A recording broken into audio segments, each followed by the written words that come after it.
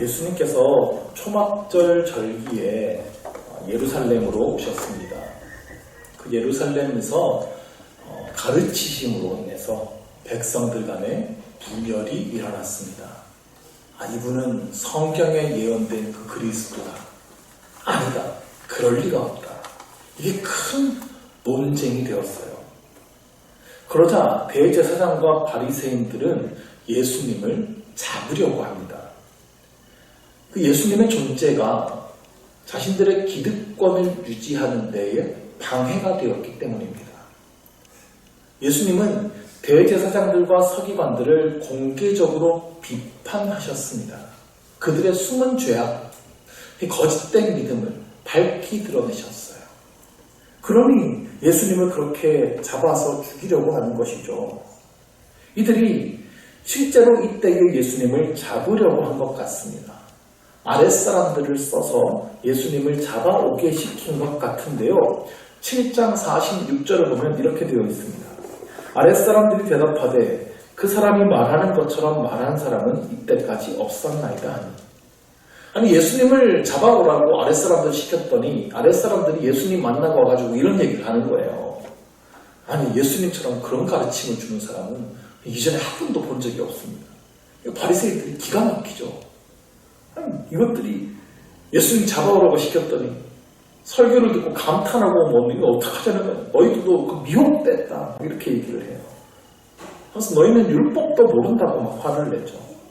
근데 이 상황에서 니고데모가 나서요.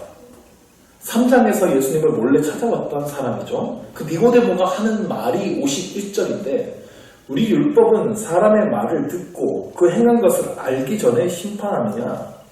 그러니까 그 사람 말하는 것만 듣고 함부로 판단하는 것이 맞냐는 거예요. 그의 행동까지 면밀하게 다 살펴봐야 그가 진짜 옳은지 아닌지 알 것 아니냐. 니고데모가 사실 예수님의 편을 들어주면서 그들의 이 진노를 한번 막은 겁니다. 그러나 바리새인들은 예수님이 그 갈릴리 출신 아니냐.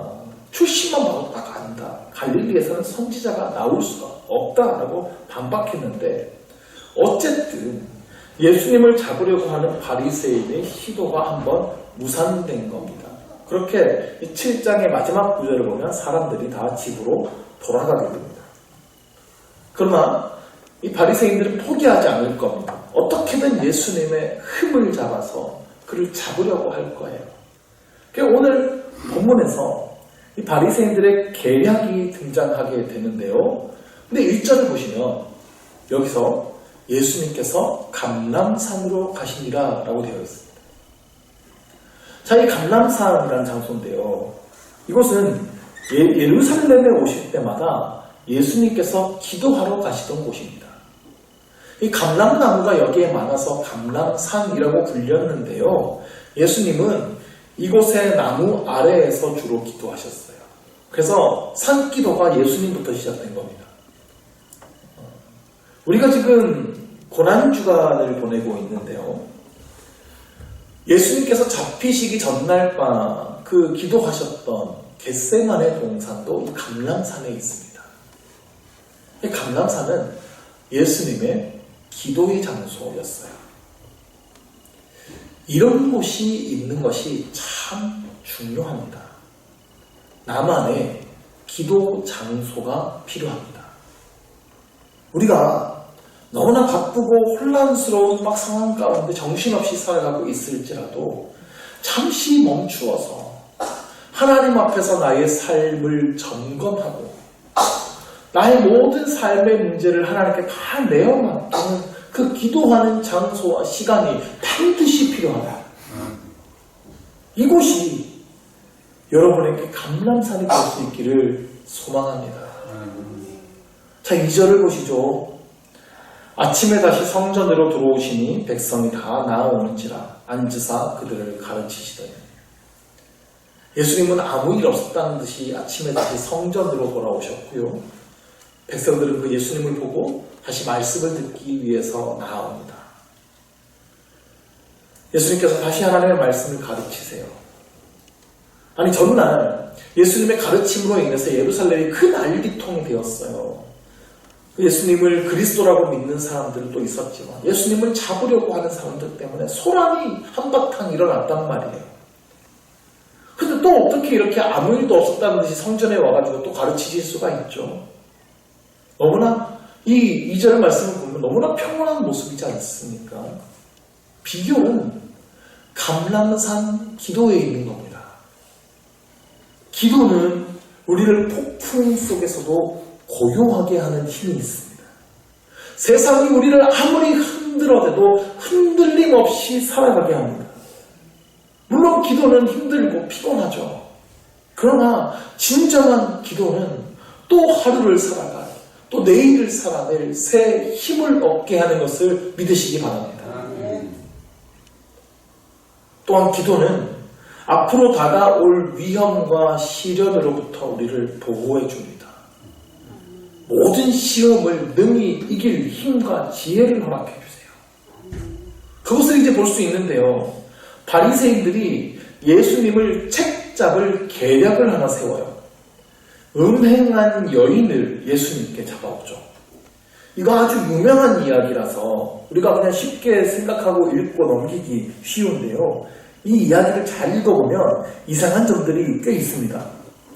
잘 한번 살펴봅시다. 자, 이 서기관과 바리새인들이 음행 중에 잡힌 여인을 끌고 왔습니다. 음행이란 결혼한 사람이 바람을 피운 건 뜻하죠. 근데 그 바람의 현장에서 적발된 거예요.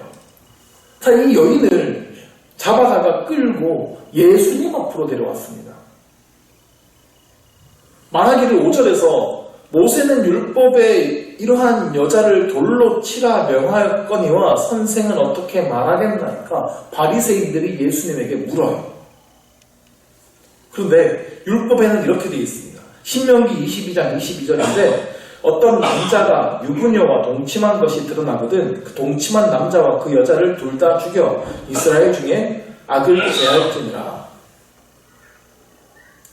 자, 일단 몇 가지 차이점이 보이세요?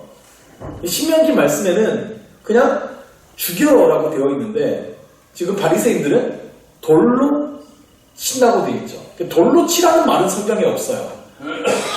죽이라고 되어 있는데 어쨌든 이 이스라엘 사람들은 이러한 죄를 범한 사람을 돌로 쳐서 죽였습니다. 이거 전통입니다. 근데 또 한 가지 차이가 있어요. 율법에는 남자와 여자를 둘 다 죽이라고 되어 있죠. 근데 지금 누구만 끌고 왔습니까? 여자만요. 남자 어디 갔죠?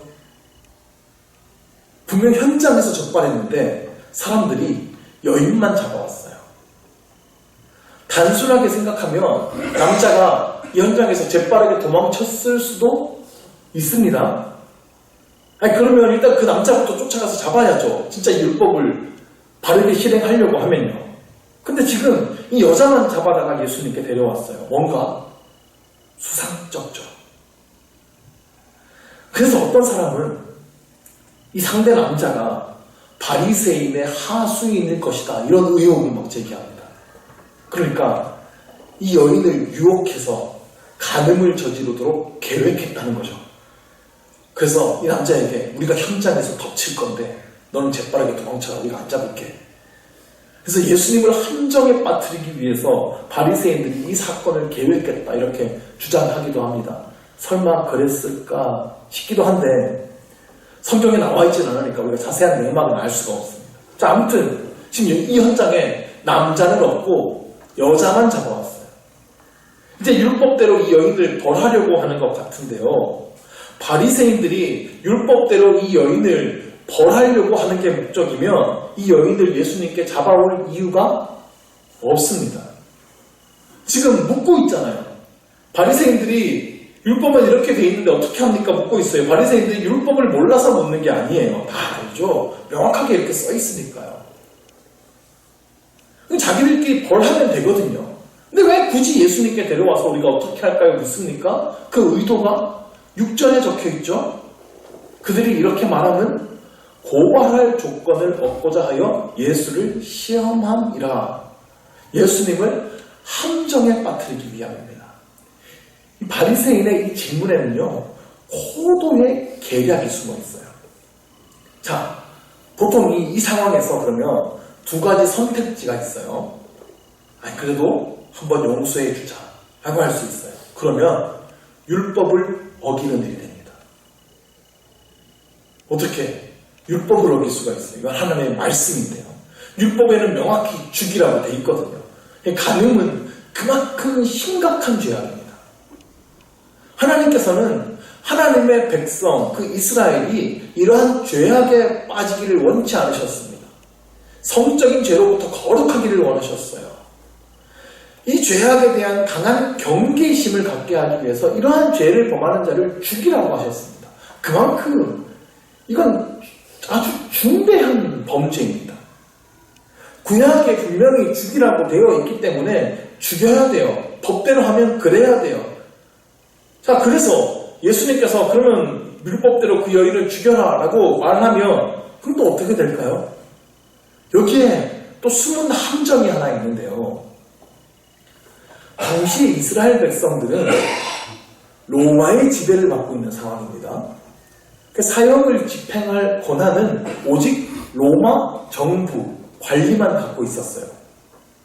만약에 예수님께서 그래 율법을 따라서 이 여인을 죽여라라고 명하면 바리새인은 당장 로마 정부에게 달려갔을 겁니다.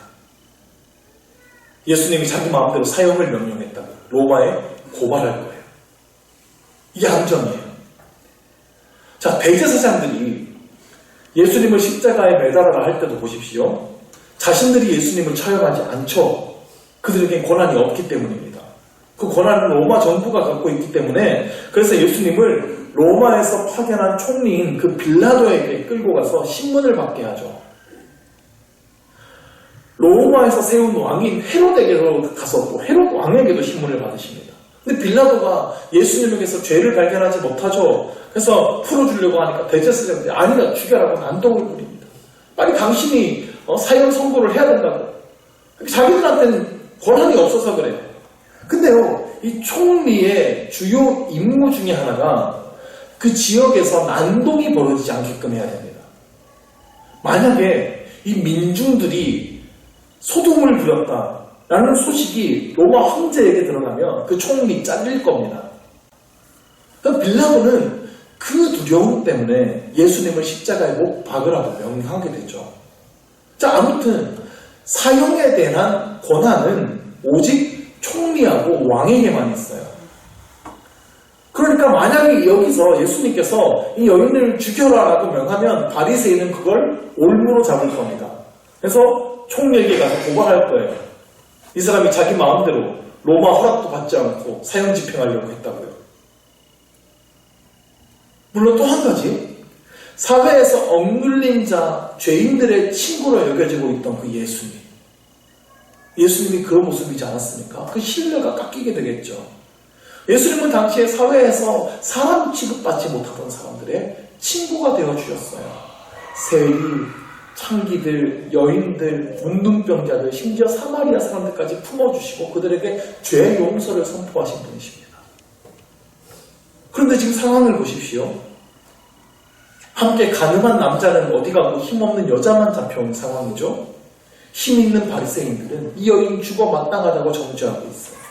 사람들은 돌을 들고 이 여인을 칠 준비를 하고 있습니다. 이 상황 속에 예수님께서 서 계십니다. 여기서 이 여인의 편을 들면 바리새인들은 율법을 어겼다고 정죄할 거예요. 이 여인을 정죄하면 로마의 배신자라고 예수님을 몰아세울 겁니다.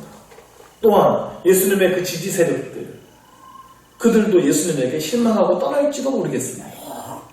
정말 기가 막힌 바리새인들의 계략이자 함정이에요.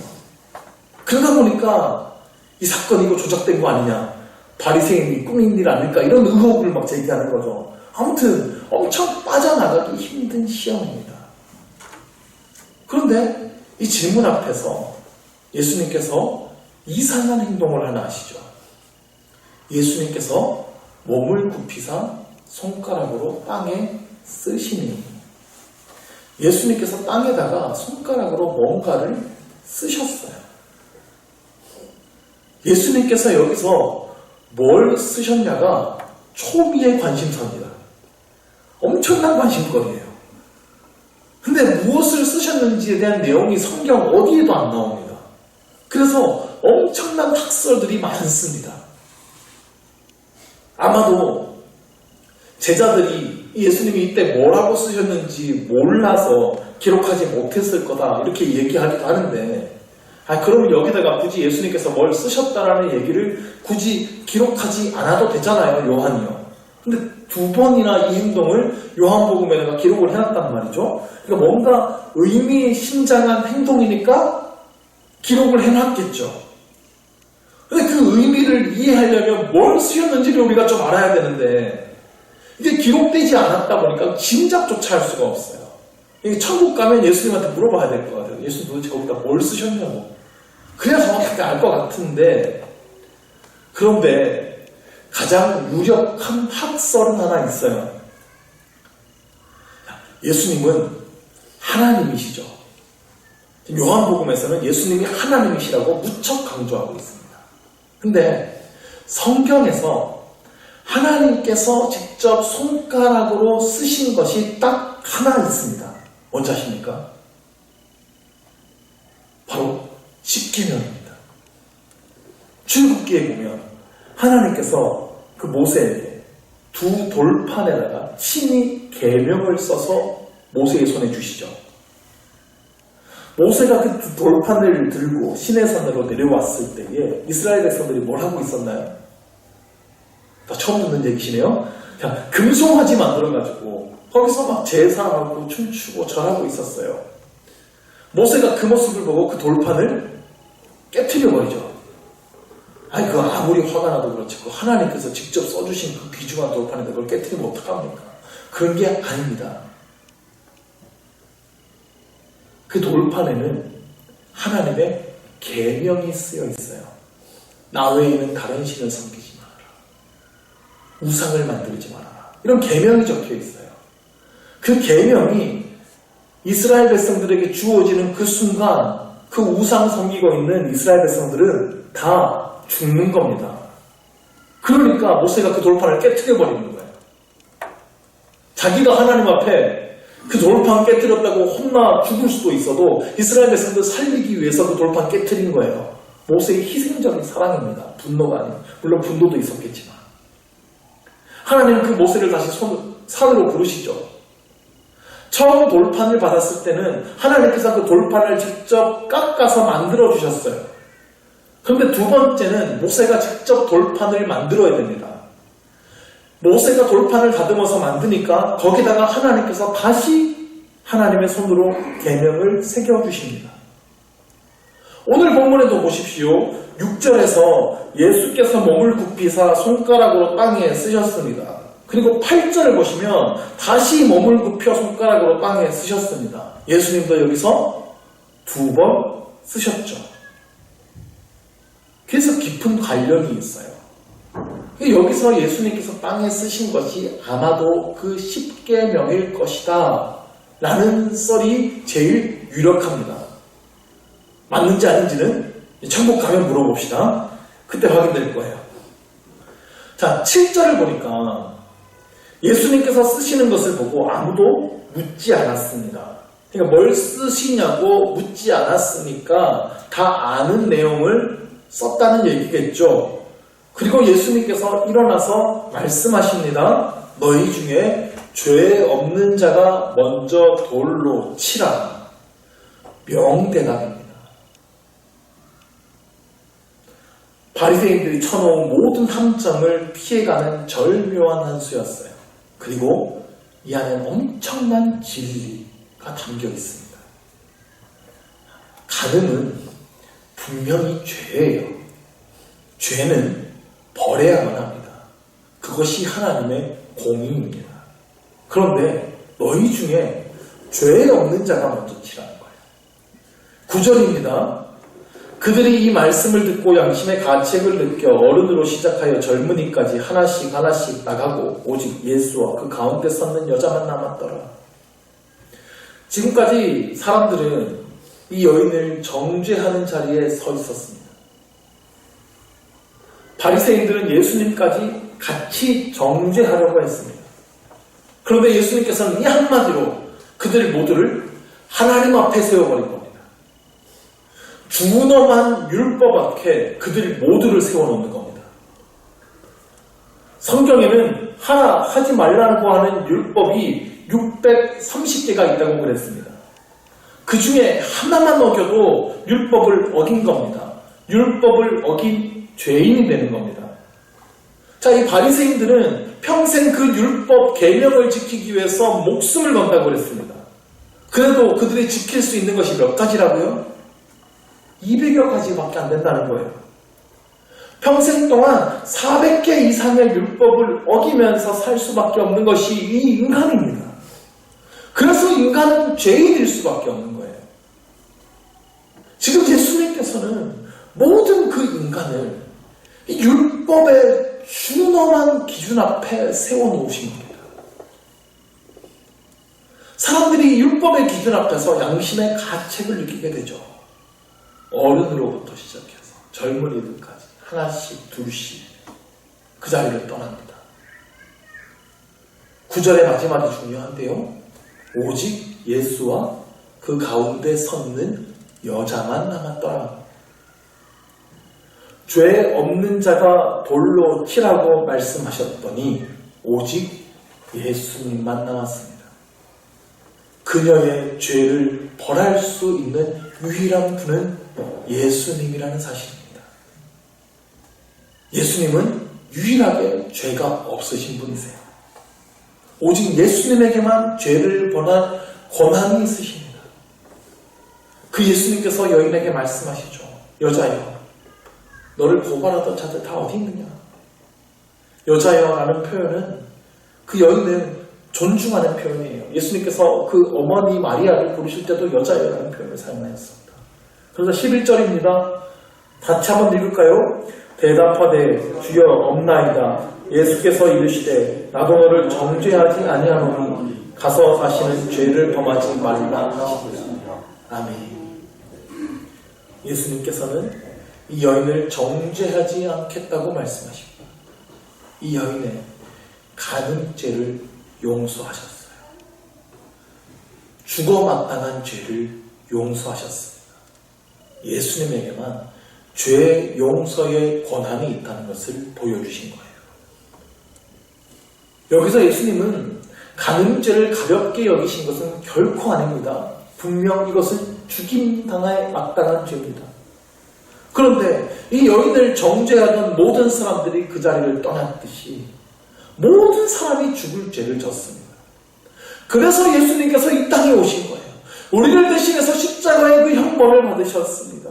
그것을 믿는 자에게는 한없는 용서가 부어지게 되는 거예요. 사탄은 끊임없이 우리의 죄악을 붙잡고 늘어지면서 정죄합니다.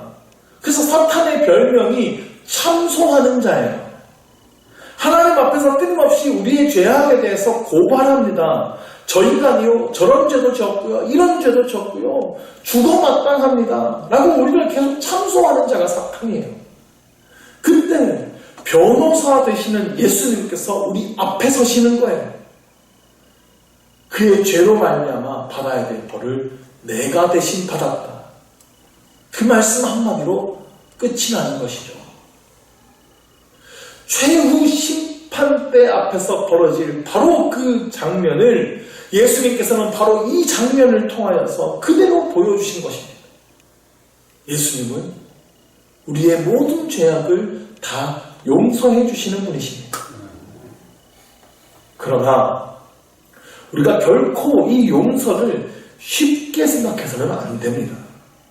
예수님께서는 마지막에 이 여인에게 분명히 이렇게 말씀하셨어요. 가서 다시는 죄를 범하지 말라.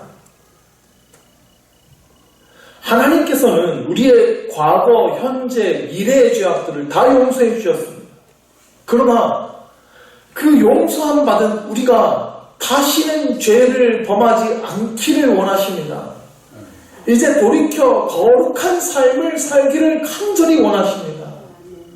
그런데 이게요, 사실 불가능한 소원이죠. 여전히 우리는 죄의 유혹 가운데 살아갑니다. 우리 안에는 거룩하게 살아갈 만한 능력이 없어요.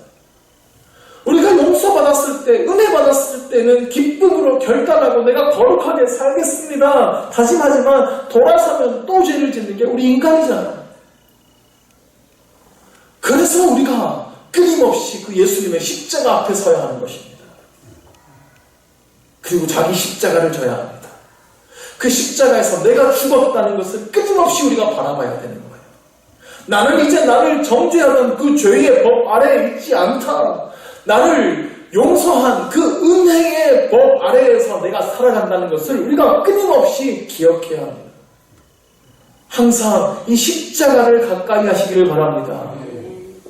그 십자가가 나를 대신한 십자가임을 기억하십시오. 내가 돌에 맞아 죽어야 될 것을 예수님께서 나 대신 돌에 맞아 죽으셨다는 것을 바라보시길 바랍니다. 그러면 예수님의 새 생명이 내 안에 움트게 됩니다. 내가 그 십자가에서 죽었다는 것을 고백하면 나는 죽고 예수로 사는 새 삶을 살게 되는 거예요. 내가 십자가에서 죽는 만큼 예수님께서 내 안에서 사시게 되는 것입니다. 예수님께서 나를 완전히 다스리게 되고 거룩한 삶으로 우리를 인도해 주실 것입니다. 우리는 죄악을 이길 수 있습니다. 예수님께서 이미 승리하셨기 때문입니다. 우리는 거룩하게 살아갈 수 있습니다. 예수님께서 우리 안에 계시기 때문입니다. 이 십자가의 능력을 힘입는 저와 여러분 될 수 있기를 주의 이름으로 축원합니다.